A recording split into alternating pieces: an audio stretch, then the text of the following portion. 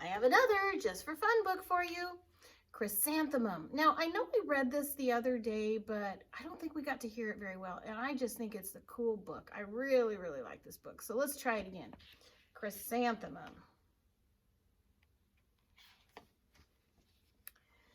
The day she was born was the happiest day in her parents' lives. She's perfect, said her mother. Absolutely, said her father. And she was. She was absolutely perfect. Her name must be everything she is, said her mother. Her name must be absolutely perfect, said her father. And it was. Chrysanthemum. Her parents named her Chrysanthemum. Chrysanthemum grew and grew and grew. And when she was old enough to appreciate it, Chrysanthemum loved her name. She loved the way it sounded when her mother woke her up. She loved the way it sounded when her father called her for dinner. And she loved the way it sounded when she whispered it to herself in the bathroom mirror. Chrysanthemum, chrysanthemum, chrysanthemum. Chrysanthemum loved the way her name looked when it was written with ink on an envelope. She loved the way it looked when it was written with icing on her birthday cake. And she loved the way it looked when she wrote it herself with her fat orange crayon. Chrysanthemum, chrysanthemum, chrysanthemum. Chrysanthemum thought her name was absolutely perfect, and then she started school. On the first day, Chrysanthemum wore her sunniest dress and her brightest smile. She ran all the way. Hooray, said Chrysanthemum. School! But when Mrs. Chudd took roll call, everyone giggled upon hearing Chrysanthemum's name. Here's the other names. Dawn, Eve, Lois, Al, Les, Tay, Max. They're all short names, aren't they? Chrysanthemum is a very long name. Oh, this one's Victoria. We know of Victoria, don't we? It's so long, said Joe. It scarcely fits on your name tag, said Rita, pointing. I'm named after my grandmother, said Victoria. You're named after a flower. Chrysanthemum wilted. She did not think her name was absolutely perfect. She thought it was absolutely dreadful. The rest of the day was not much better. During nap time, Victoria raised her hand and informed Mrs. Chudd that Chrysanthemum's name was spelled with 13 letters. That's exactly half as many letters as there are in the entire alphabet, Victoria explained. Thank you for sharing that with us, Victoria, said Mrs. Chudd. Now, put your head down. If I had a name like yours, I'd change it, Victoria said, as the students lined up to go home. I wish I could, thought Chrysanthemum miserably. Welcome home, said her mother. Welcome home, said her father. School is no place for me, said Chrysanthemum. My name is too long, it scarcely fits on my name tag, and I'm named after a flower. Oh, pish, said her mother. Your name is beautiful, and precious and priceless and fascinating and winsome, said her father. It's everything you are, said her mother. Absolutely perfect, said her father. Chrysanthemum felt much better after her favorite dinner, macaroni and cheese with ketchup, and an evening filled with hugs and kisses and parcheesi. That night, Chrysanthemum dreamed that her name was Jane. It was an extremely pleasant dream. The next morning, Chrysanthemum wore her most comfortable jumper. She walked to school as slowly as she could. She dragged her feet in the dirt. Chrysanthemum, chrysanthemums, chrysanthemum, she wrote. She even looks like a flower, said Victoria as Chrysanthemum entered the playground. Let's pick her, said Rita, pointing. Let's smell her, said Joe. Chrysanthemum wilted. She did not think her name was absolutely perfect. She thought it was absolutely dreadful.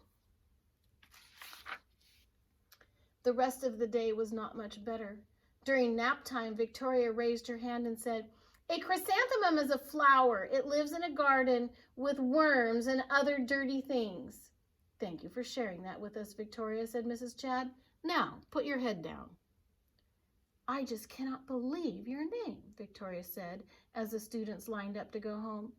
Neither can I, thought Chrysanthemum miserably. Welcome home, said her mother. Welcome home, said her father. School is no place for me, said Chrysanthemum. They said I even look like a flower. They pretended to pick me and smell me. Oh, pish, said her mother. They're just jealous.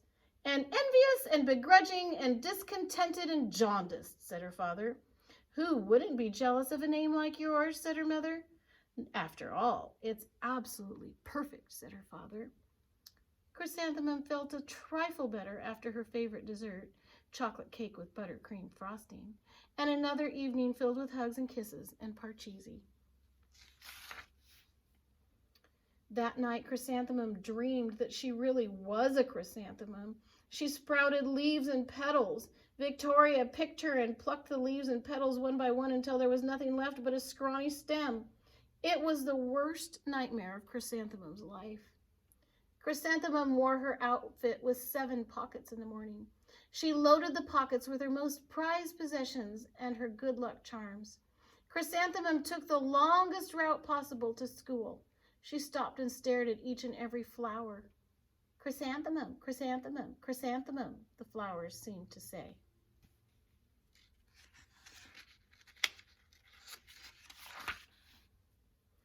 That morning, the students were introduced to Mrs. Twinkle, the music teacher. Her voice was like something out of a dream, as was everything else about her. The students were speechless. They thought Mrs. Twinkle was an indescribable wonder. They went out of their way to make a nice impression. Mrs. Twinkle led the students in scales. Then she assigned roles for the class musicale. Victoria was chosen as the dainty fairy queen. Rita was chosen as the spiffy butterfly princess. Jo was chosen as the all-important pixie messenger. And Chrysanthemum was chosen as a daisy. A daisy's another flower. Chrysanthemum's a daisy, chrysanthemum's a daisy, Jo, Rita, and Victoria chanted, thinking they were wildly funny. Chrysanthemum wilted. She did not think her name was absolutely perfect. She thought it was absolutely dreadful.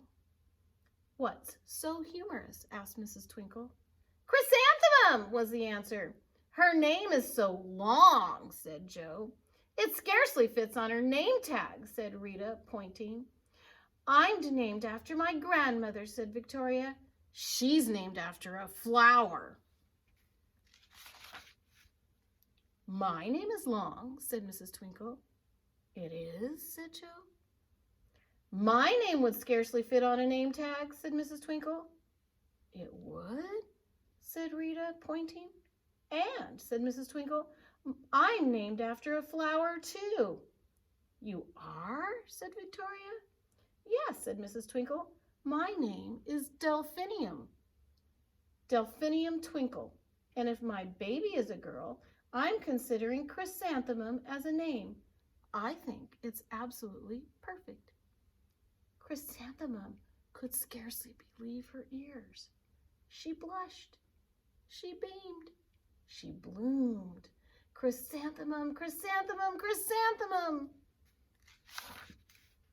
Jo, Rita, and Victoria looked at Chrysanthemum longingly. Call me Marigold, said Jo. That's another flower. I'm Carnation, said Rita, pointing. That's another flower.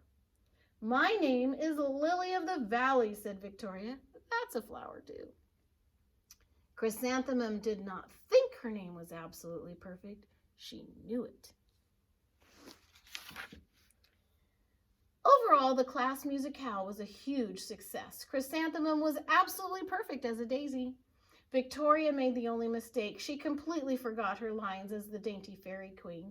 Chrysanthemum thought it was wildly funny, and she giggled throughout the entire Dance of the Flowers. Eventually, Mrs. Twinkle gave birth to a healthy baby girl, and of course, she named her Chrysanthemum.